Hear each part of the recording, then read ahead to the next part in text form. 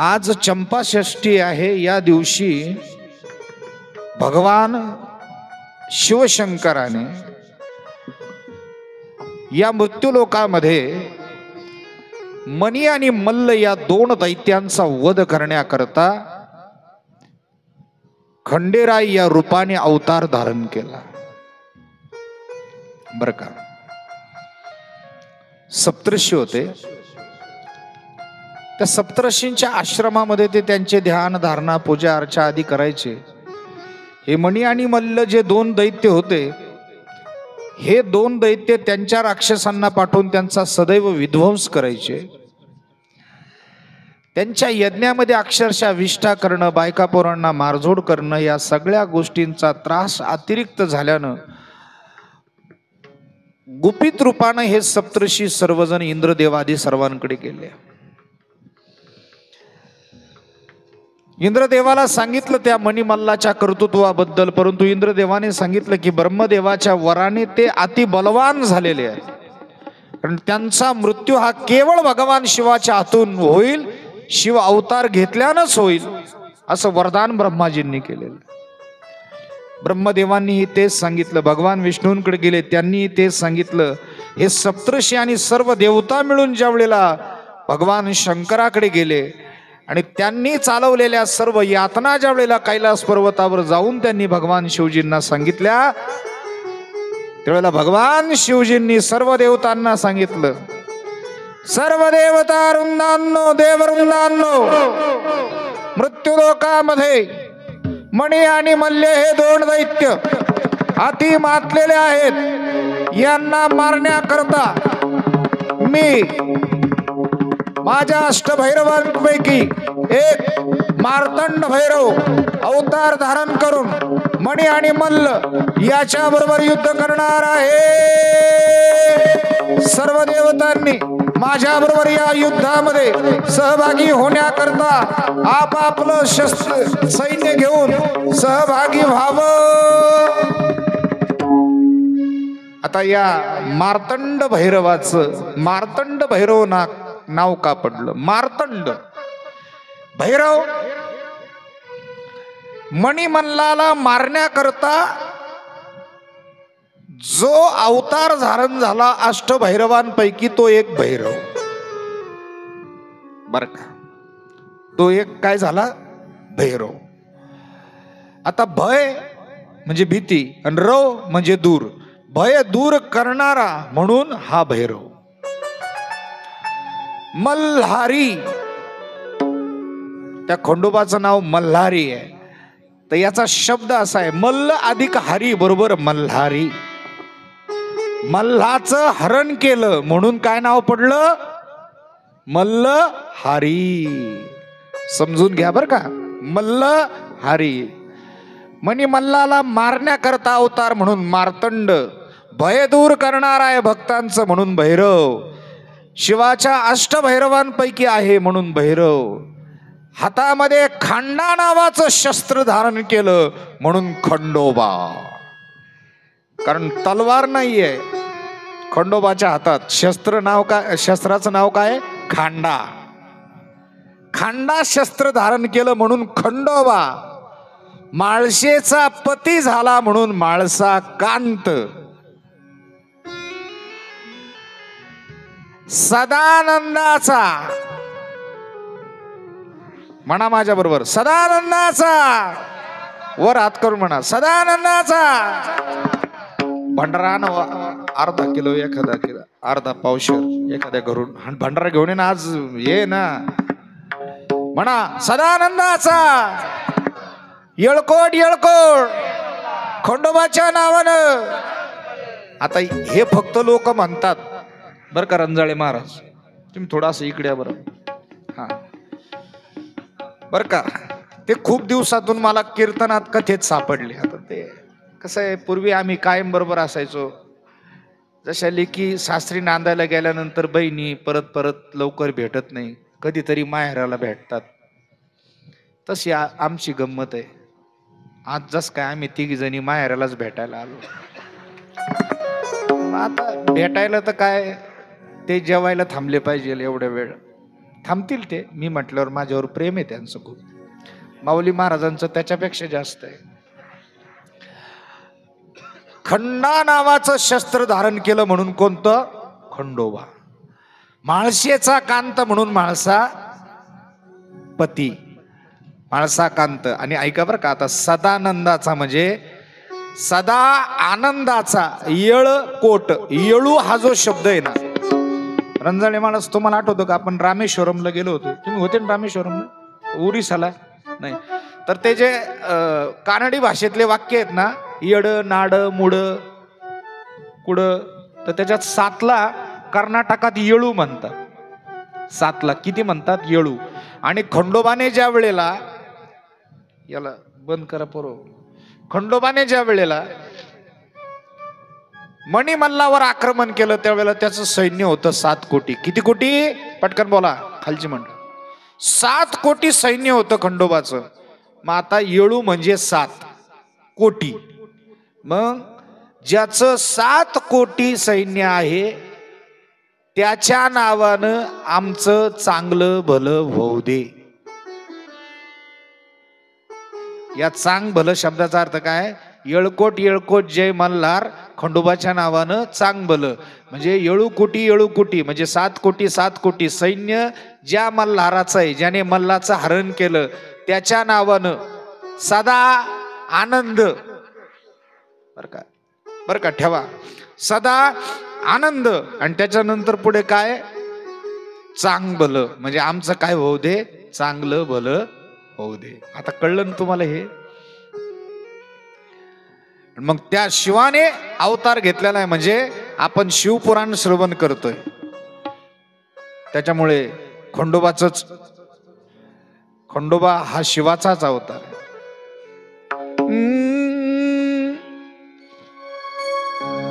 शिवशंभूचा अवतार देव हा खंडोबा मल्हारी. हे खंडोबा मल्हारी देव हा खंडोबा मल्हारी.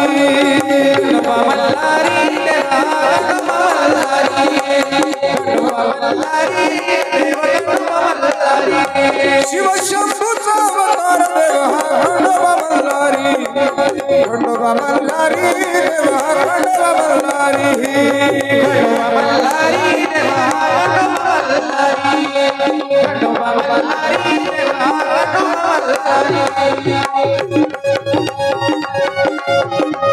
जय मल्हार. खंडोबाच्या नावानं चांग भलं, सदानंदाचा येळकोट.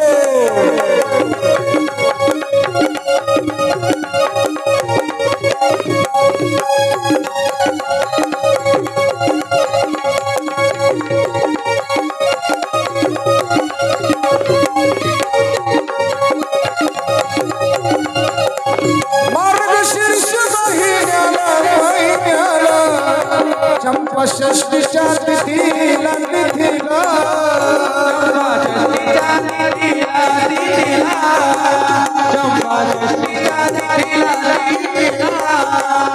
रविवार दिवसाला अवतार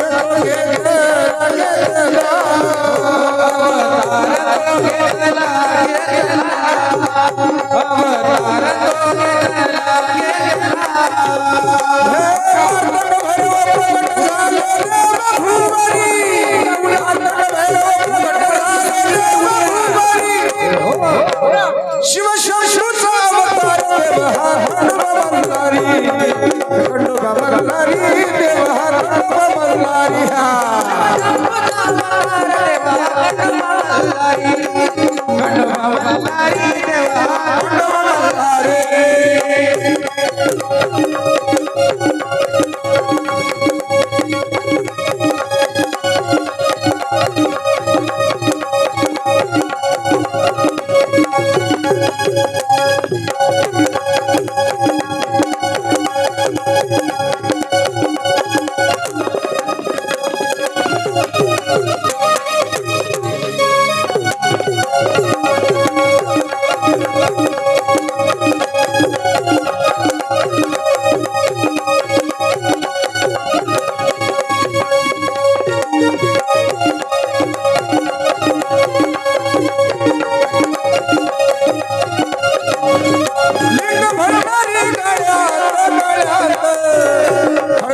त्रिशूळ हातात हातात त्रिशूळ खडक त्रिशूळ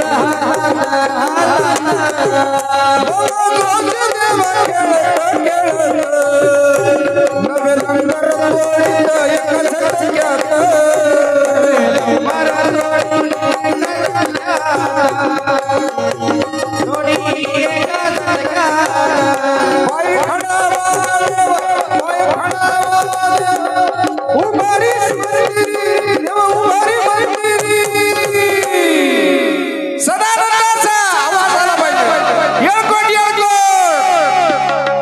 आणि बघा कोणीच जागेवर बसायचं नाही, सर्वांनी उभं राहायचं. शिवशंभूचा अवतार देव हा खंडोबा बल्लारी, हे खंडोबा बल्लारी देव हा खंडोबा बल्लारी,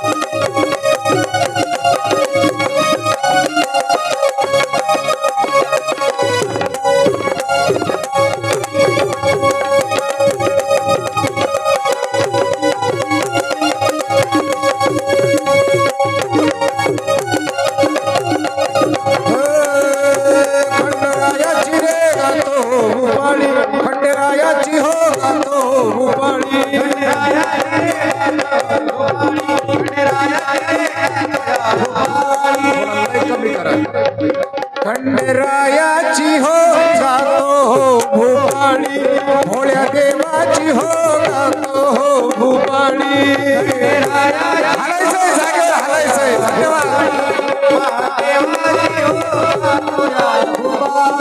खंडेरायाची हो गातो या भूपाळी, भोळ्या देवाची हो गातो या भूपाळी. खंडेरायाची हो गातो या भूपाळी, याची मंजुळ गातो गाणी अशी खंडोबाची वाणी,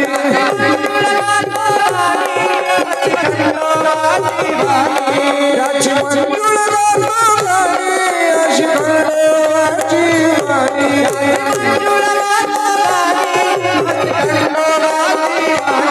आहे बाई तिनी राणी तिनी राणी तिनी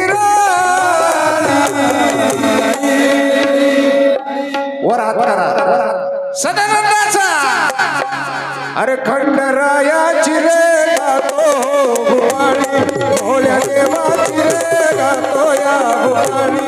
खंडरायाची हो गातो या भुवाणी, महादेवाची हो गातो या भुवाणी.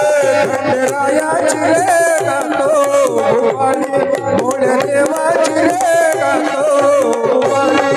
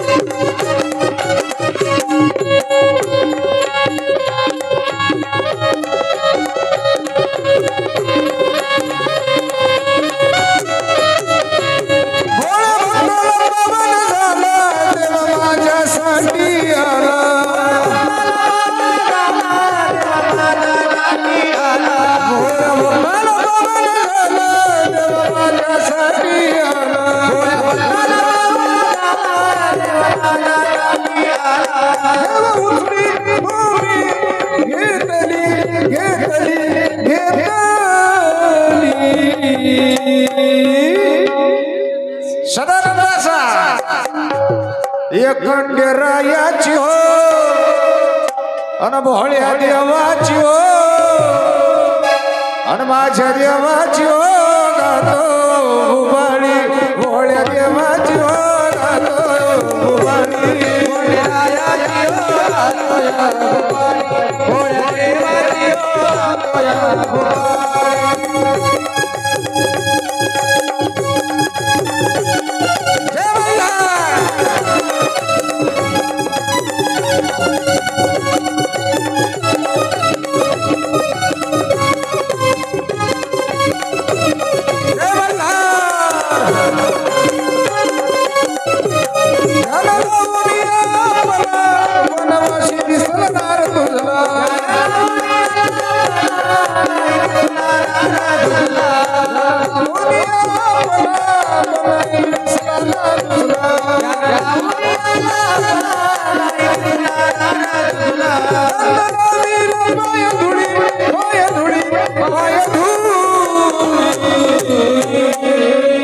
सदानंदाचा रे भोळ्या देवाची रे अन माझ्या खंडोबाची रे अन गातो भुपाळी माझ्या भोळाची रे गातो भुपाळी भोळ्या देवाची रे गातो या भुपाळी भोळ्या देवाची रे गातो या भुपाळी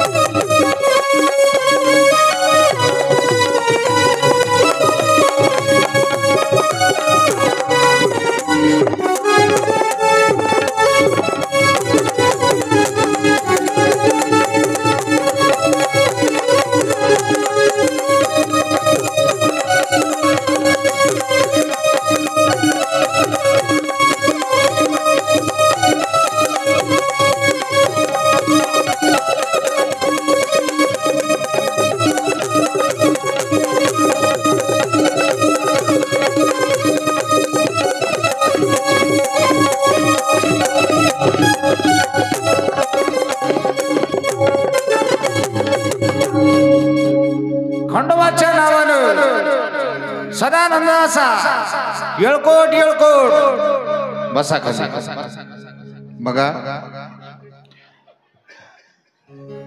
भगवान शंकराने मार्तंड भैरव रूपाने अवतार धारण केला आणि आक्रमण केलं मणिमल्लाच्या नगरीवर. पहिला मणी आला धावून, प्रभूनं मणीचा वध केला आणि मणीचा वध केल्यानंतर क्रोधित झालेला त्याचा भाऊ मल्ल ज्यावेळेला येतो त्यावेळेला प्रभू बरोबर युद्धामध्ये धारातीर्थी पडल्यानंतर प्रभू त्याच्या मस्तकावर पाय ठेवतात खंडेराय, आणि पाय ठेवल्याबरोबर राक्षस असलेल्या या मल्लाचं मन परिवर्तन होतं आणि तो मल्ल प्रभू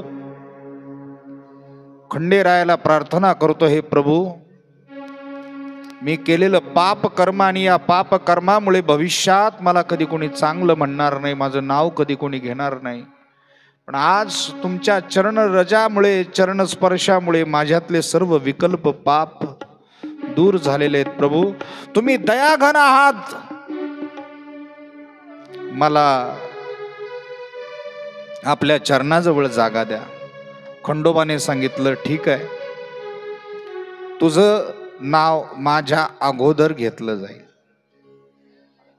म्हणजे तुझं हरण केलं म्हणून मल्हारी मार्तंड असंही तुझं माझं नाव असेल, तू चिंता करू नकोस. त्या मणिमुल्लाचा उद्धार केल्यानंतर प्रभू लिंग द्विरूपाने प्रगट झाले. लिंग द्विरूपाने म्हणजे तिथे 2 शिवलिंग आहे. आजही तुम्ही जेजुरीला गेलात 2 शिवलिंग आहे, म्हणजे लिंग द्विरूपानं शिव आणि शक्ती एकत्रित प्रगट झाले आणि त्या सर्व सप्तर्षी ऋषींनी आरती केली पण आरती केल्यानंतर पुढे तोच मार्तंड भैरव खंडोबा या मृत्यू लोकामध्ये लीला करण्याकरता अवतीर्ण झालेला आहे. आणि नेवासा क्षेत्रामध्ये तिमशेट नावाचा एक वाणी आहे, त्याची कन्या आहे म्हाळसा. पार्वतीनं म्हाळसा म्हणून तिमशेट वाण्याच्या घरी जन्म घेतलेला आहे. आणि मी मागची जशी कथा तुम्हाला सांगितली तसंच पुन्हा एकदा त्या म्हाळसेनं तपस्येच्या करवी भगवान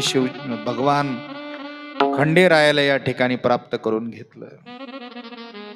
परंतु तिची एक दासी होती जया विजया नावाची, मी सांगितलं ना तुम्हाला शिवपुराणामध्ये. तिच्या मनामध्ये एकदा विकल्प आला होता, म्हणजे मनामध्ये विकल्प असा आलता की शिव आणि पार्वती दोघं एकत्र बसलेले असले की तिला असं वाटायचं की शिवजी मला सुद्धा पती असावे. एक दिवस ती जी जया होती तिला दुःखी पाहिल्यानंतर पार्वतीनं विचारलं काय झालं ग म्हटले. ती म्हटली काय नाही ग अशीच. नाही म्हटलं काहीतरी कारण असं.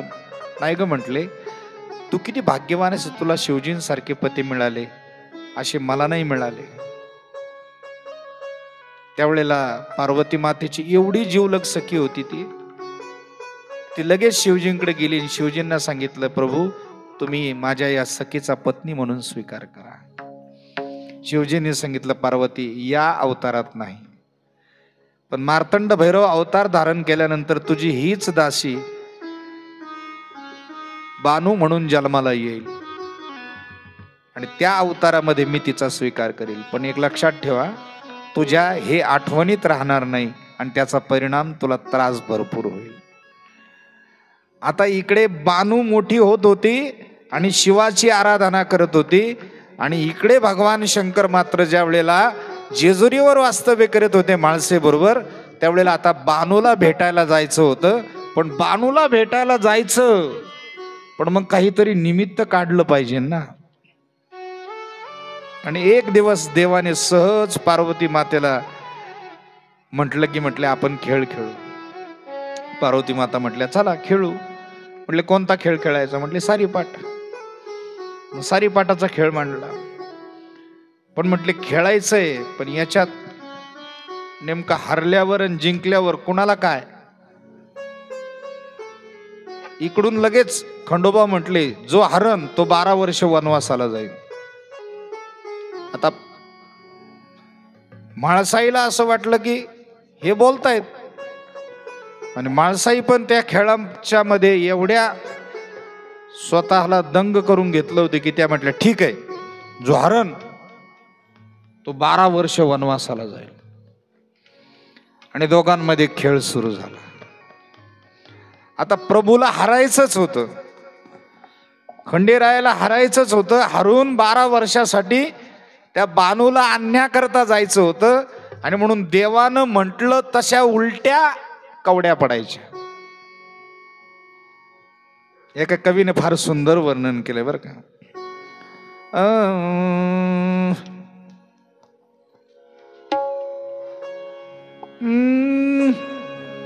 डाव हरला हरला हरला ग, डाव हरिला हरिला हरिला ग, म्हाळसाला मल्हारी हरला. डाव हरिला हरिला हरिला ग, म्हाळसाला मल्हारी हरला.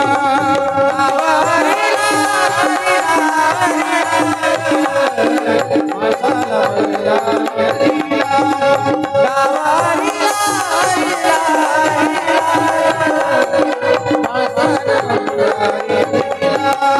डाव हरला हरला ग, म्हाळसाला मल्हारी हरला.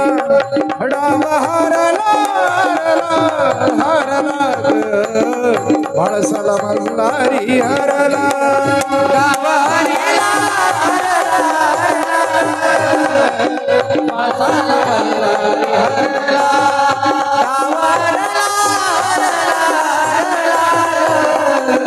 म्हाळसाला सारी पाटात हरजाची होईल,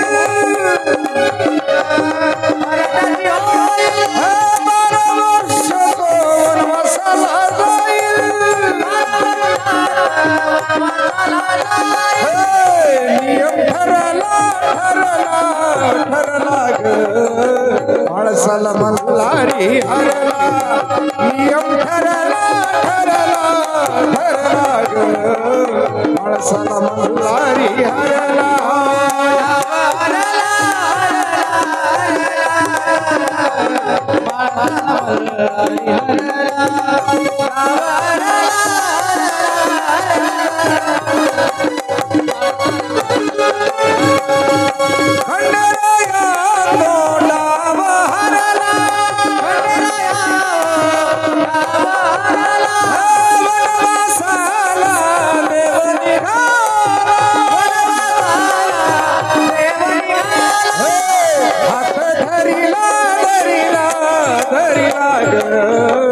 माणसाला मल्हारी हरला, हरिला ग माणसाला मल्हारी हरिला.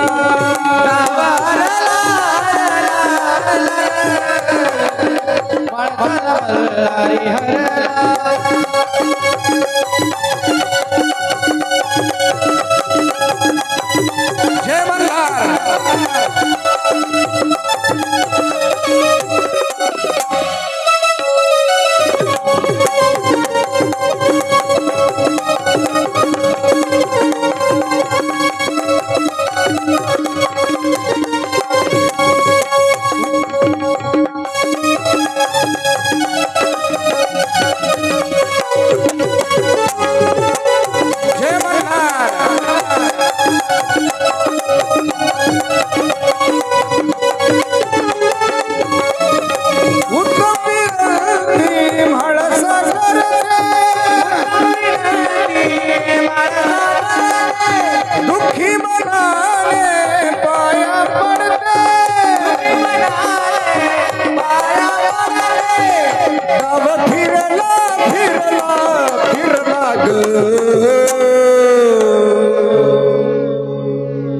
गड्डाव फिरला फिरला फिरला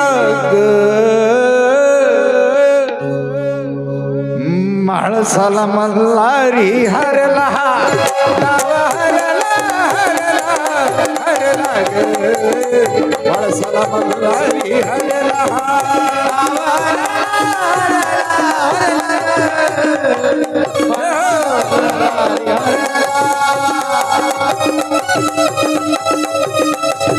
जय मल्हार.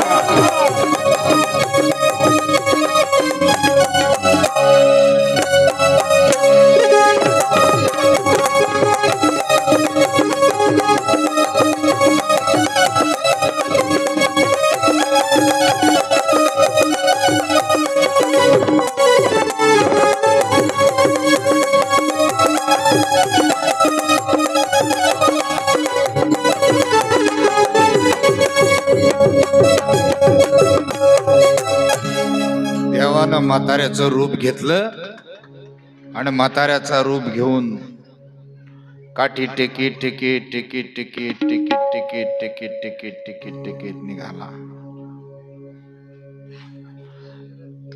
आणि आला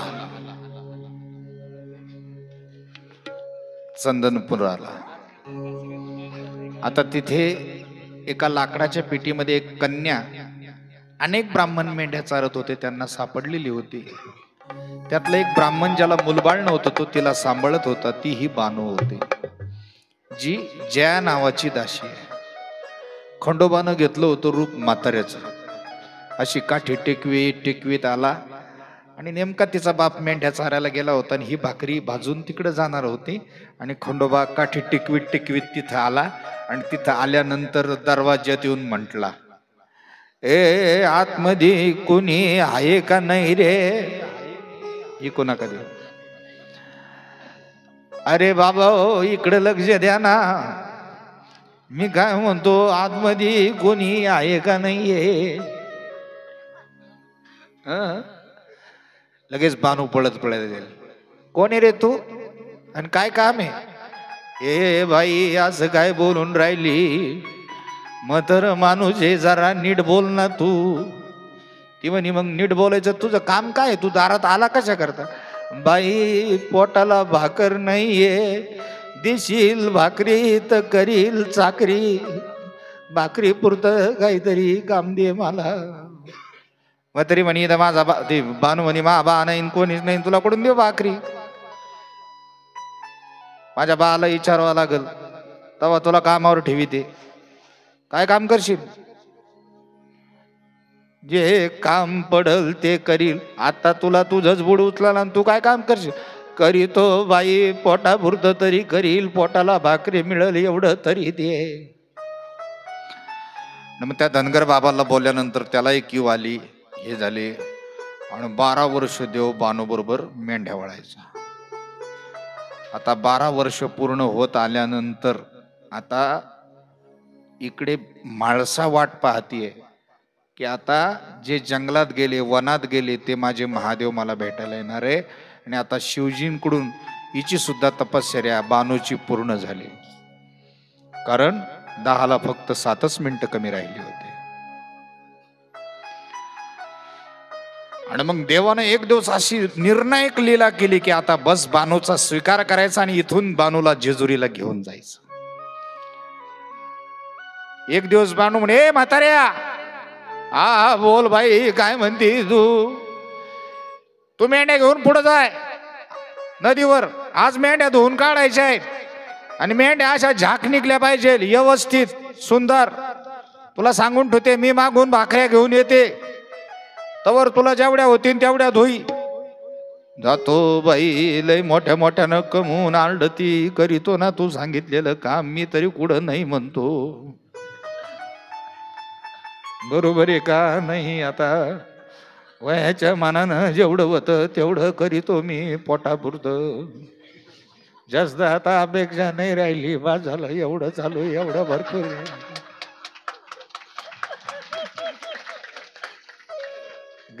25-30 वर्ष झाले पळून पळून बेबळा झालो. आता कवर जीवाला त्रास करून घेता. वनवन वनवन वनवन. लोकांनी रात्री झोपायचं ना आपण वटवागळी आणि हिंडायचं.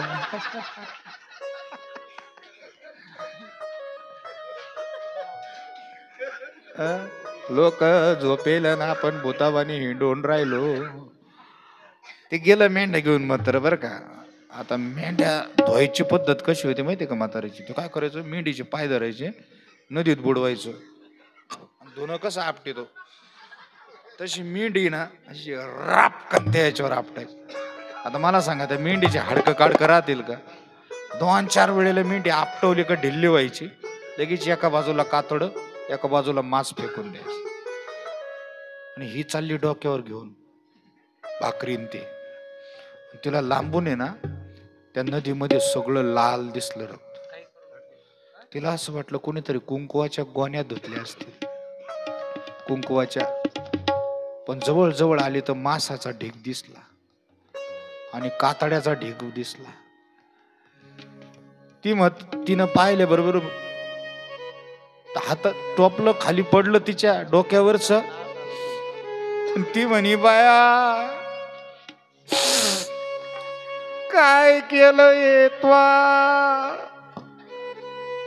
म्हाताऱ्या, अरे डंगऱ्या, तुला घातलं भाकरीच्या टोपल्यात, तुला पोह्यावर 60 डबे राखेल, खुशाल आमच्या एवढ्या मेंढ्या मारल्या तुला, आता आमचे लोक आल्यावर तोडल्याशिवाय राहणार नाही, लक्षात ठेव. तो म्हणे, बाई आज गमून बोलून राहिली, तू म्हणली ना झाक मेंढ्या धुवायच्या म्हणून झाक धुतल्या मी. ती म्हणे, तुझ्या बापानं अशा झाक मेंढ्या धुतल्या होत्या का?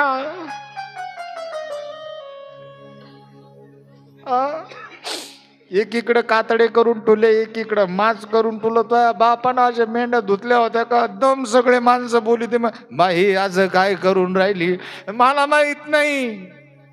अन रडते बानुबा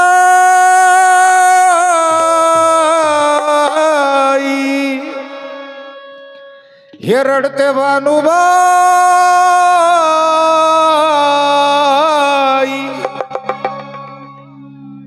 गाणं सुद्धा तसंच आहे, रडतानाच वाटलं पाहिजे. हे रडते भानुबाई, अरे अशी धाई धाई, हे मारली मेंढर माझी कशा पायी, हे मारली मेंढर माझी कशा पायी, मारली मेंढर कशा पायी,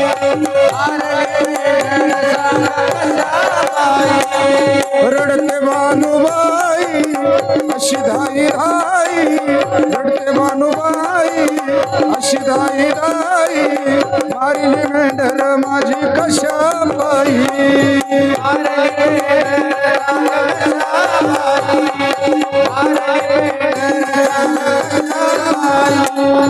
बाई तमाबाई दिसत्यात म्हणून गावा मन दिलून आनवालून,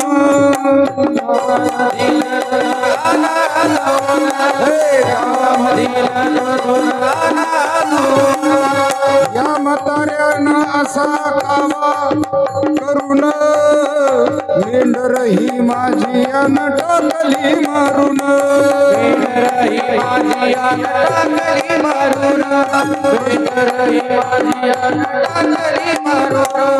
कशी हो दया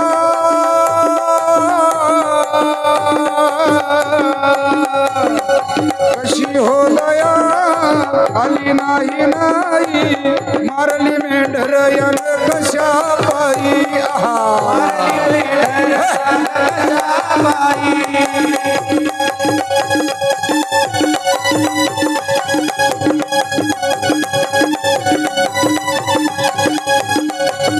जय मल्हार.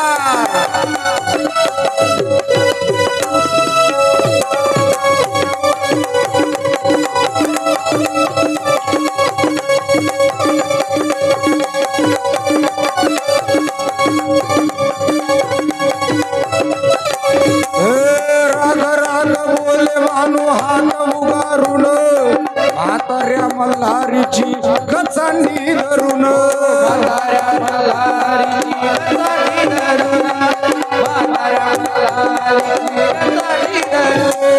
सोडणार नाही मी घेईन भरून, मेंढर ही माझी यावी जिवंत करून,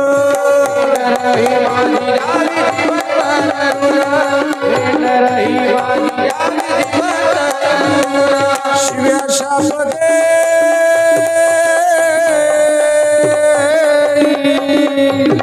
शिव्या शाप दे बोट मोडी बाई, शिव्या शाप दे बोट मोडी बाई, मोडली हर मारली मेंढर माझी कशा बाई, मारली मेंढर माझी कशा बाई, हर मारली मेंढर माझी कशा बाई,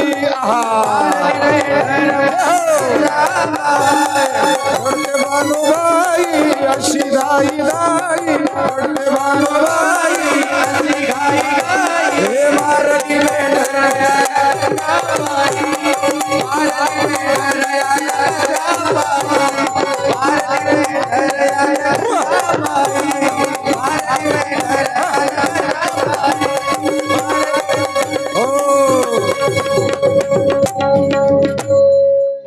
म्हाताऱ्या दम आता बानून हाक मारली, सगळे धनगर गोळा झाले, सगळ्यांनी कुऱ्हाडी काढल्या, म्हातारा तोडायचा, तोडूनच टाकायचा, तुकडे तुकडेच करायचे. बानुबाई म्हणत होती देतो का नाही मेंढर जिते करून मायवाले. मात्र म्हणी मी मेंढर जिते करून देतो, पण माझी सुद्धा एक आठ आहे. मग बाकीचे धनगर म्हणे काय आठ आहे तुझी? मला माझं लग्न या बानू बरोबर लावून द्यावा लागन म्हणे. ती बानू म्हणे काय लाज गेली तुही डांगऱ्या, तुया थोबाडात घातला टिंब टिंबाचा टिंब टिंब, तुला लाज कशी वाटत नाही रे मुर्द्या? अरे सापाला दूध पाजल्यासारखा वागून राहिला तू. एक तर मेंढर एवढेचे एवढे मारले आणि वरून म्हणतो आता जिवंत करून दिल्यावर मी लग्न करीन. आणि तू काय जिवंत करीतो? कर जिवंत, मी करते लग्न. सगळे तयार झाले. खंडोबाने हातामध्ये भंडार घेतला. सदानंदाचा येळकोट म्हणून सगळ्यावर फेकल्या बरोबर. जणू काही मेंढ्या अशा चरत पळत पळत आल्या. त्या धावत धावत आल्या, हे का नाही, पळत पळत आल्या. आणि पळत पळत आल्यानंतर त्या सर्व मेंढ्या पाहिल्या आणि मग म्हटले आता या म्हाताऱ्याबरोबर हिचं लग्न लावावं लागेल. सगळे लोक नाराज झाले. म्हटले एवढी तरुण सुंदर पोरगी आणि म्हाताऱ्याबरोबर लग्न. पण आता बोल्यावर महादेव खंडेराया उभे राहिले बर का. शिवशंकराचा अवतार मल्हारी मार्तंड भैरव खंडेराया विवाह करता वृद्ध अवस्थेत उभे राहिले. समोर बानू उभी राहिली. अंतरपाठ धरल्यानं बरोबर मूळ रूपामध्ये देव प्रगट झाले. आणि त्या सुंदर स्वरूपाला बघून सर्व काही त्या धनगर लोकांनी नमन केलं देवाला. आणि बाणूबाईचं भाग्य समजून बाणूबाईचा विधिवत पद्धतीनं भगवान खंडेरायाशी दुसरा विवाह पार पडला. अशा रूपानं बाणूचा स्वीकार केला देवाने. आता देव पायी नाही निघले.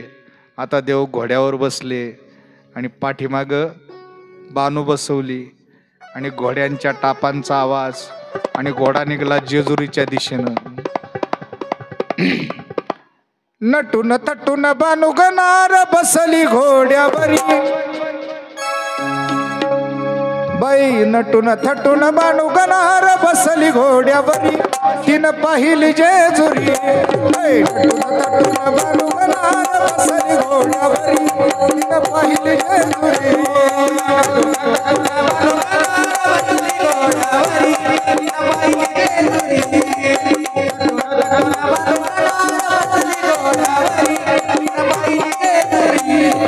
नटून थटून बानू गनार बसली घोड्यावरी. तिनं पाहिली जेजुरी. नटून थटून बानू गनार बसली घोड्यावरी. तिनं पाहिली जेजुरी. माळसा इकडं वाट पाहते.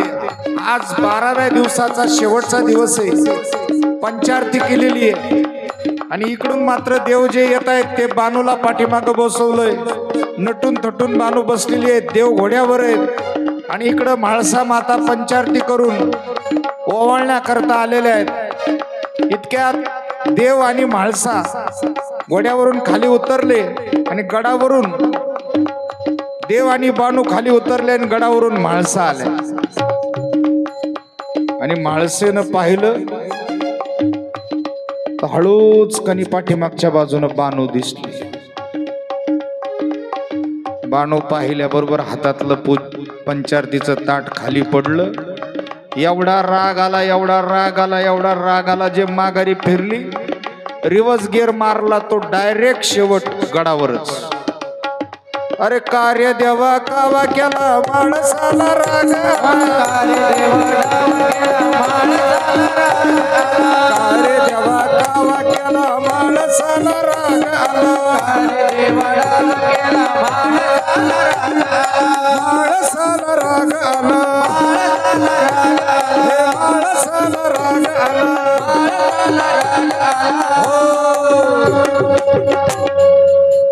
अन नटून थटून नटून थटून नटून थटून बानू गनार बसली घोड्यावरी.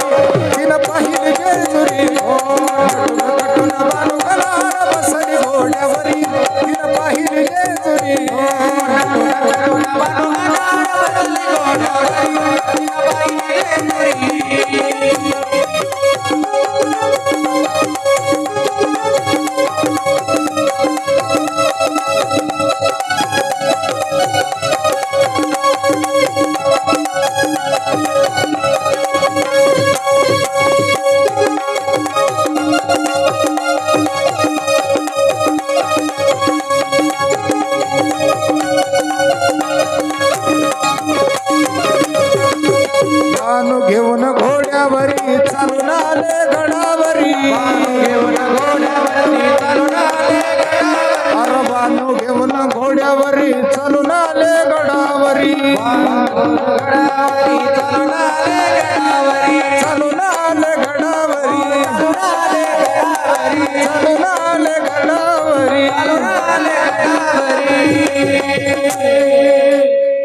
अन नटून थटून बानू गणार बसली घोड्यावरी नटून थटून बानू गणार बसली घोड्यावरी तिनं पाहिली पंढरी नटून थटून बानू गणार बसली घोड्यावरी तिनं पाहिली पंढरी नटून थटून बानू गणार बसली घोड्यावरी तिनं पाहिली जेजुरी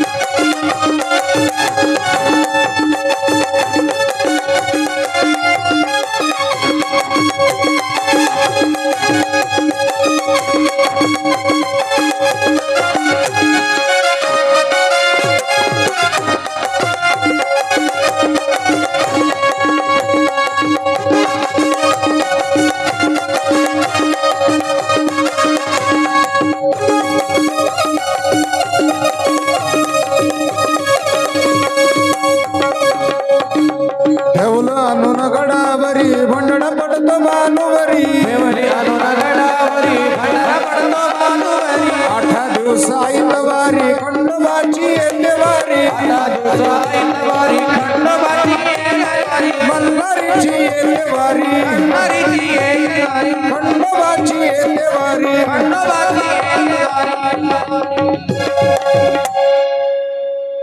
आणि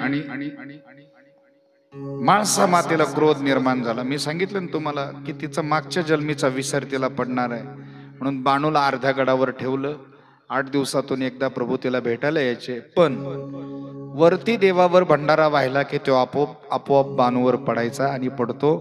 असं मार्तंड भैरव खंडेराय हे आपलं कुलदैवत आहे. आणि चंपाषष्ठी म्हणजे आजच्या दिवशीच त्या मणिमल्लाचा वध करण्याकरता त्या भगवंताने अवतार धारण केला होता.